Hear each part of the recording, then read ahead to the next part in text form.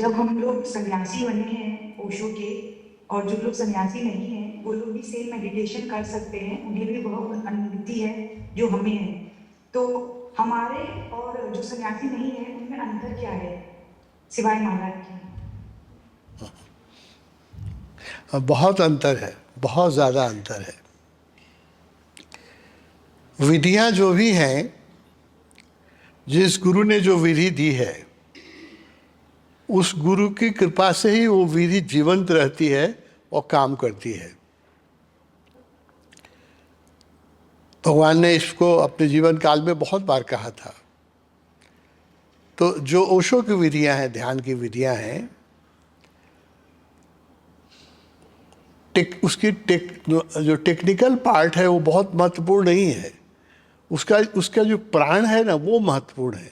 जैसे कुंडली ध्यान है ना, हम लोग नाचते हैं, शेक करते हैं, लेकिन उस सब के बीच में हम क्या करते हैं, पहले ओशो को याद करते हैं, या ओशो के सेंटर में करते हैं, या ओशो के मित्रों के इतना भी फर्क पड़ जाएगा। सन्यासी हैं आप, माँ हैं, आप अकेले कमरे में ध्यान कीजिए और कलकत्ता सेंटर में जाके मित्रों के साथ ध्यान कीजिए, उसमें फ़र्क पड़ जाएगा।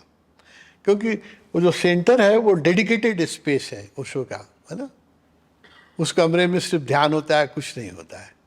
तो आप अपने कमरे में ध्यान, अगर आप अपने घर में एक अलग से कमरा निकाल सकते हैं, सब लोगों से मेरा आग्रह है, ध्यान के लिए, छोटा सा भी हो, जिसमें ध्यान के सिवा कुछ नहीं और काम हो, सिर्फ ध्यान हो, ओशो की पुस्तकें हो, ओशो का प्रवचन सुना जा सकता है, और जिन गुरुओं की आप की ट्यूनिंग है, बुद्ध के, रामकृष्ण की, विवेकानंद की, उनकी आप मूर्ति या तस्वीर रख सकती हैं। उसके अलावा उसमें खान पीन न हो, और जो व्यक्ति साधना नहीं करते हैं उसमें उनका स्वागत न किया जाए, उसके उनके लिए ड्राइंग रूम है।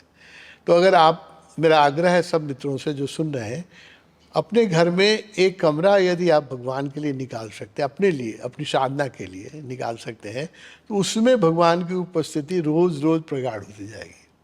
मेरा अनुभव है 50 दिन के अंदर कोई व्यक्ति अगर निष्ठा के साथ अपने कमरे को साफ रखे, ओशो की तस्वीर रखे, ओशो की पुस्तकें रखे, और सिर्फ बुद्ध पुरुषों की किताब और बुद्ध पुरुषों के चित्र वहाँ रखे, तो 50 दिन के अंदर अंदर वो कमरा जो है वो आश्रम बन जाता है। उसमें घुसते ही आपको ध्यान लगना शुरू हो जाएगा, है ना। तो वो कब होगा, जब आप उस कमरे को बिल्कुल ही ओशो के लिए डेडिकेट कर देती हैं। तो डेडिकेटेड स्पेस जो है उसी का नाम आश्रम है। तब वो कलकत्ता में जो हमारा रामकृष्ण ओशो आश्रम है, वो भी तो एक घर ही है, साधारण घर है, लेकिन फ़र्क क्या है, वो डेडिकेटेड है। आज 10 साल से उसमें और कुछ नहीं हुआ है, सिर्फ ओशो का ध्यान हुआ है ना। तो ओशो की उपस्थिति प्रगाढ़ हो जाती है। वही ध्यान आप दूसरी जगह कीजिए, फ़र्क पड़ जाएगा, है ना। माला पहन के कीजिए, ओशो की तस्वीर रख के कीजिए, फ़र्क पड़ जाएगा। और वही ध्यान जब कोई सन्यासी नहीं होता है, वो करता है, तो उसकी ओशो से कोई इमोशनल ट्यूनिंग नहीं होती है ना। वो जैसे ऐसे लोग योग एक्सरसाइज करते हैं अपने शरीर के लिए, है ना, या ध्यान लोग करते हैं जो गुरु से नहीं जुड़े हैं, वो ध्यान करते हैं अपने मेंटल हेल्थ के लिए, मानसिक स्वास्थ्य के लिए, ना। तो एक वो जिम्नास्टिक रह जाता है, वो उससे फ़ायदा नहीं होगा, ज़रूर होगा, फ़ायदा नहीं होगा ऐसी बात नहीं है, ज़रूर होगा फ़ायदा, लेकिन वो वैसा ही होगा, समझिए जैसे आप एक्सरसाइज करते हैं और आपका शरीर थोड़ा जिम में जाते हैं और शरीर बलवान हो जाता है, उसी तरह से ध्यान करेंगे बिना गुरु से दीक्षा लिए, बिना गुरु से जुड़े हुए भी, तो आपको लाभ होगा, लेकिन वह लाभ आंतरिक नहीं होगा, वो फिजिकल लाभ होगा, है ना। तो इसलिए फ़र्क है। जब आप संन्यास ले लेते हैं किसी भी गुरु, जिस गुरु की साधना आपको करनी हो, उससे साथ जुड़ना बहुत आवश्यक है, क्योंकि विधियां जो बनाई गई हैं वो तो उसका फिजिकल पार्ट है, भौतिक रूप शरीर है साधना का, कुंडली ध्यान, है ना। वो उसका कोई अगर करे, म्यूजिक बजा करके करे, तो उसको फ़ायदा होगा, हेल्थ उसका इम्प्रूव हो जाएगा, थोड़ी शांति भी मिलेगी, लेकिन जो आत्मिक आनंद मिलना है, जो उसको, जब आप ध्यान में गहरे जाते हैं तो आप उससे जुड़ जाते हैं, तो वह जो जुड़ने का आनंद है, या जो कॉस्मिक, उसका जो आंतरिक विज्ञान है वो उससे वंचित रह जाएगा। इसलिए फर्क है। जैसे एकलव्य ने भी प्रार्थना की थी ना, तो गुरु की मूर्ति बना के की थी। गुरु की मूर्ति बना के की, गुरु के पास नहीं था लेकिन गुरु की मूर्ति बना के की तो बहुत बड़ा धनुर्धर बन गया। तो इसीलिए गुरु के प्रति जब समर्पित, संन्यास का मतलब क्या है?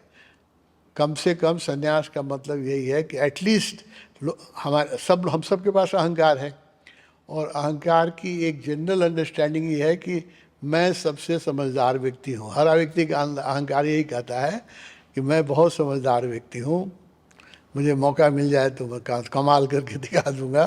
ये अहंकार की भाषा है कि आई एम स्पेशल। अहंकार यही सबको समझाता है कि तुम अनूठे हो, है ना। तो शिष्य बनने का अर्थ क्या है जानते हैं? शिष्य बनने का अर्थ है कि एटलीस्ट मेरे अहंकार को ये तो स्वीकार हुआ कि एक आदमी है ओशो जो हमसे ज़्यादा जानता है।